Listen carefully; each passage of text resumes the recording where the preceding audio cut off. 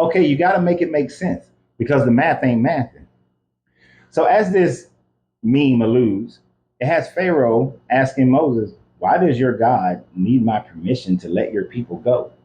If this God was this all powerful God, why would he need to ask that question? Now, right off the bat, many Christians are going to say, well, he needed that so that he can show his power. He needed to kill all the babies. He needed to turn the water into blood. He needed to kill all the livestock twice. Somehow he killed all the livestock twice. He needed the hailstone. He needed the frogs. He needed the boils, and he needed to do all these evil, destructive things in order to prove that he was God. Now, here's the problem. If the Israelite people had already been groaning and he heard their cries to him, then why does he need to prove anything to them?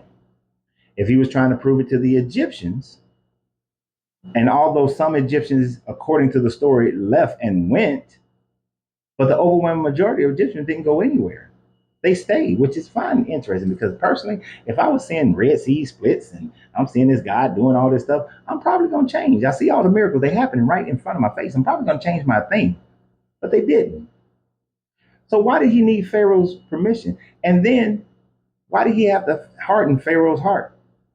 If he knew that Pharaoh would have automatically been like, oh, you want to take all them? Be my guest. Take them.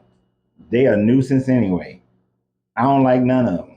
But he said he had to harden Pharaoh's heart in the beginning, before Moses even got there. He said he had to harden his heart a couple of times while he was there, as if Pharaoh would have saying like, oh man, you know what? Rivers turn blood. Man, y'all get out of here. Because I'm trying to rule my nation, keep the peace. Y'all get out of here. If that was the case, why does he need his permission?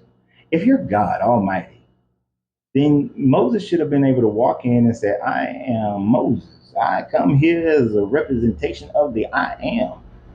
Pharaoh, I'm taking the Israelites and we leaving. Why would he need permission from a man? Why does your God need permission from a man in order for his people to be free? And I just let you know it wasn't because he needed to prove himself. The Israelite community, the Hebrew community already believed in him because they were groaning for him. He didn't need permission. This just shows you that this story is just made up. Why did some of the Egyptians leave?